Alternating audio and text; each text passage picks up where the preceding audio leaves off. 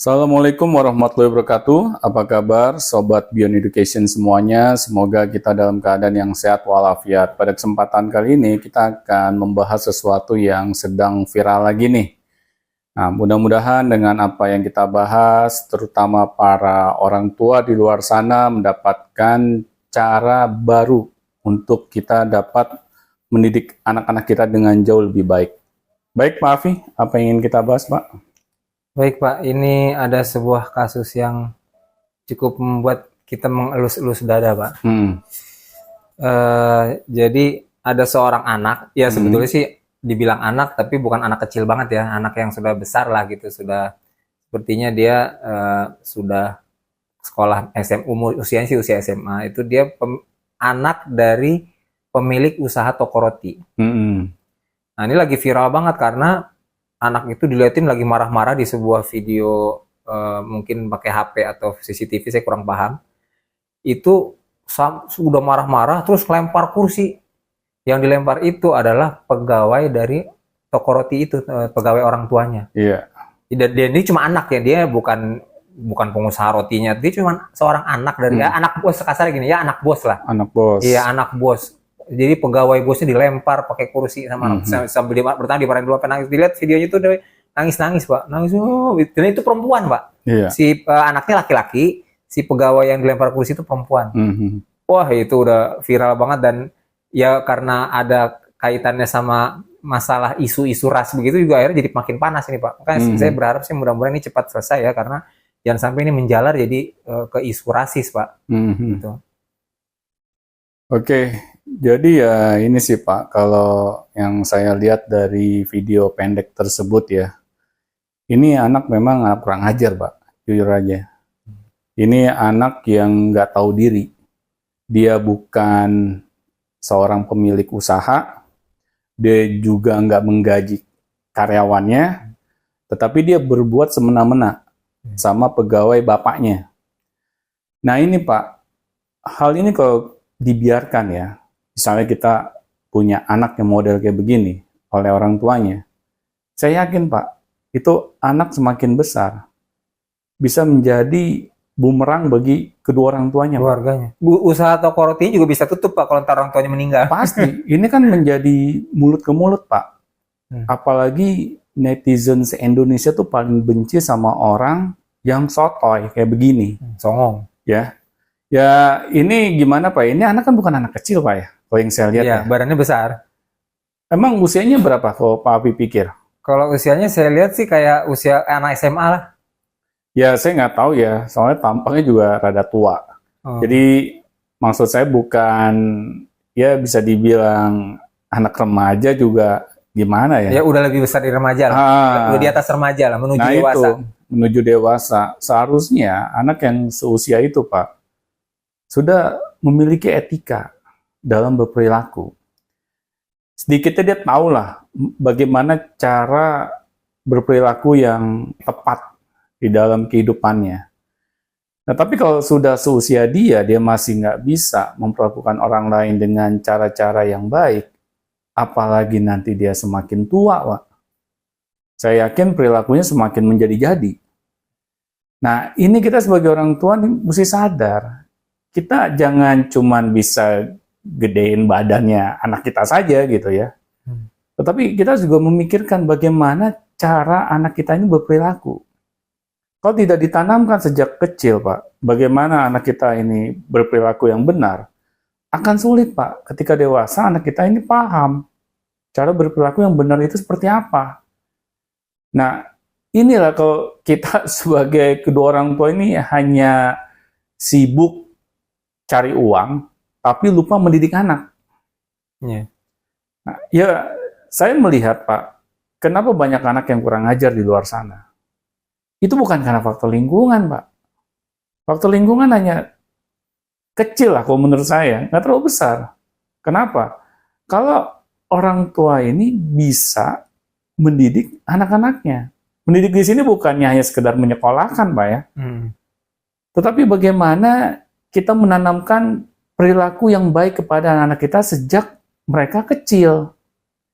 Kita harus tanamkan kepada anak kita. Nah, perilaku kayak gini Nggak boleh, nak.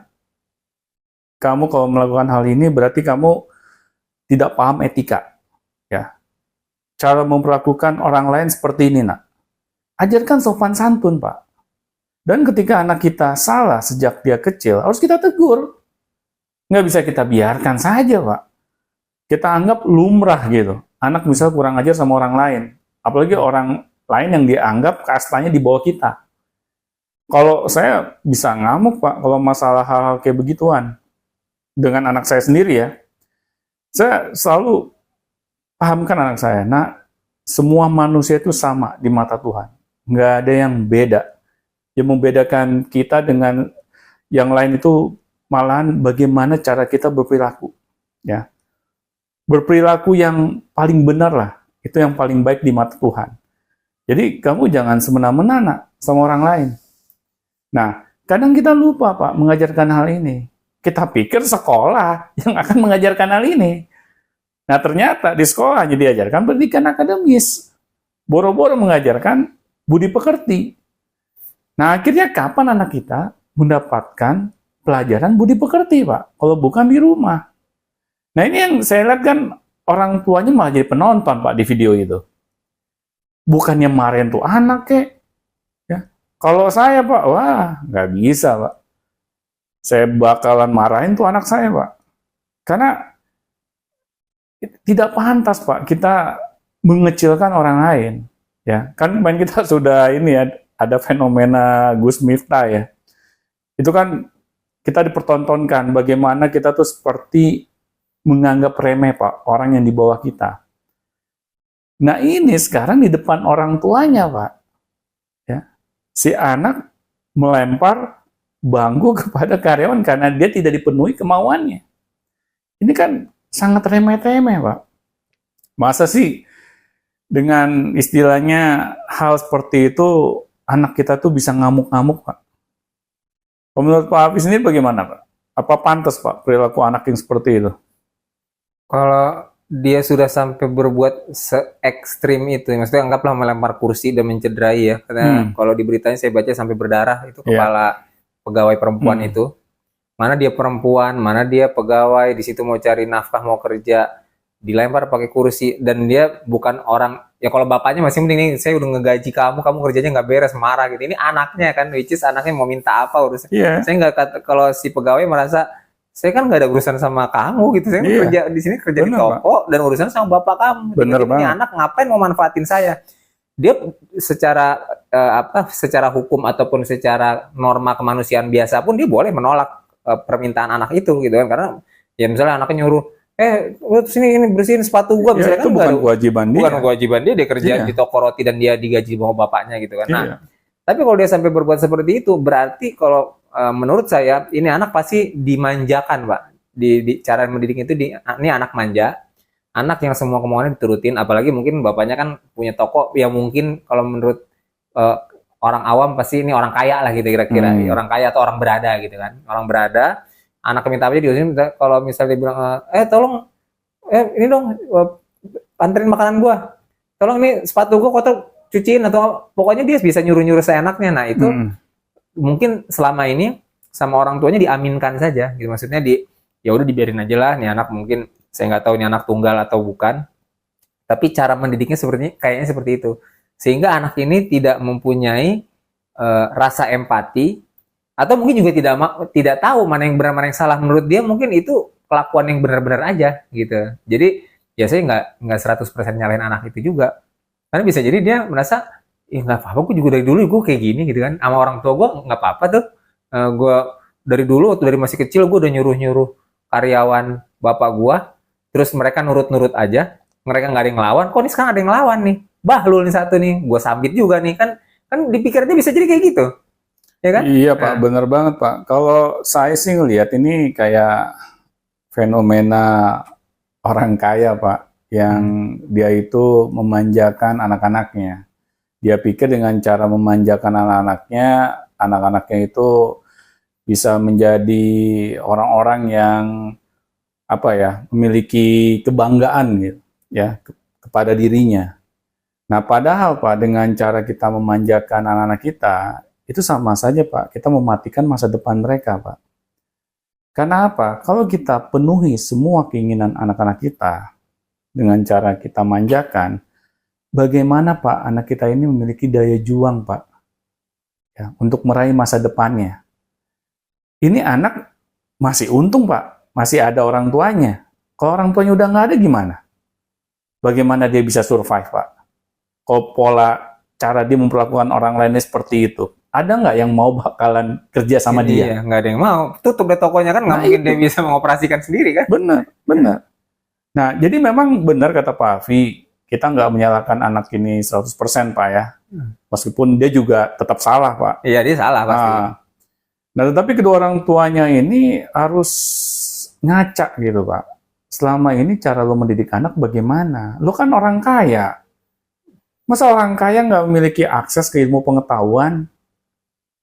Nah ini Pak, ini kadang kita hanya pengen dianggap sebagai orang kaya, tetapi secara akhlak atau secara perilaku kita nggak menunjukkan Pak bahwa kita ini memiliki kekayaan akhlak kita.